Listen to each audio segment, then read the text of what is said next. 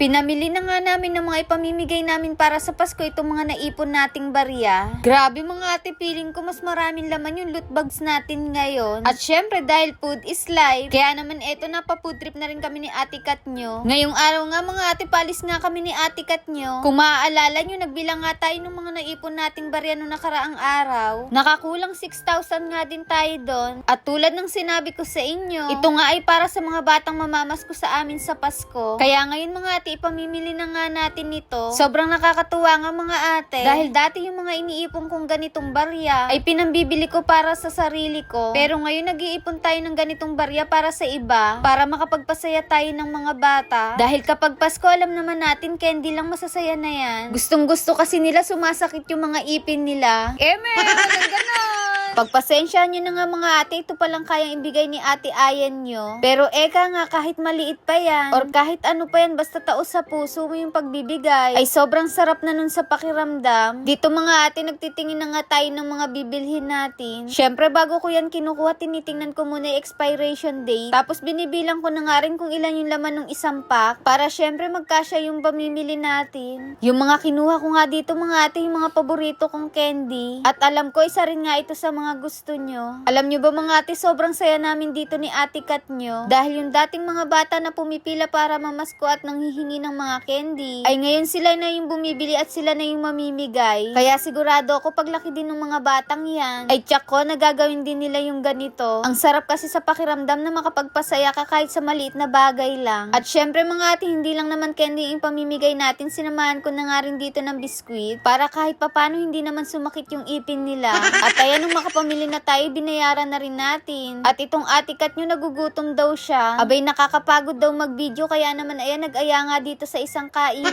May natira pa nga raw sukli, wag ko nang ibulsa, ikain na lang namin. Pagkapasok nga dito, agad-agad na nga rin nagpili dyan kung ano yung kakainin namin. Sabi ko nga ako ay burger lang. Pero itong burger na in-order ko, mas mahal pa dun sa in-order niya. Para kasing ang sarap nito mga ate, kaya susubukan ko. O siya, paano? Tara, kain tayo. At unang kagat, first bite.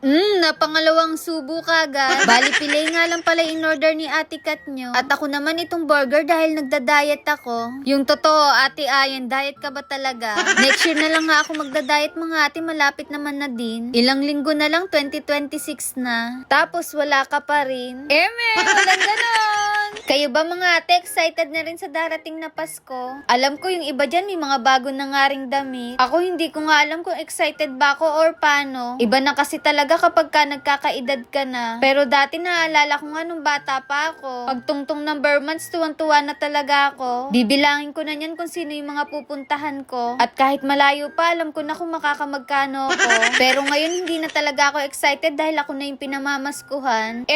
Walang ganon! At ayun mga ate, craving certified na naman dito yung mag-ate.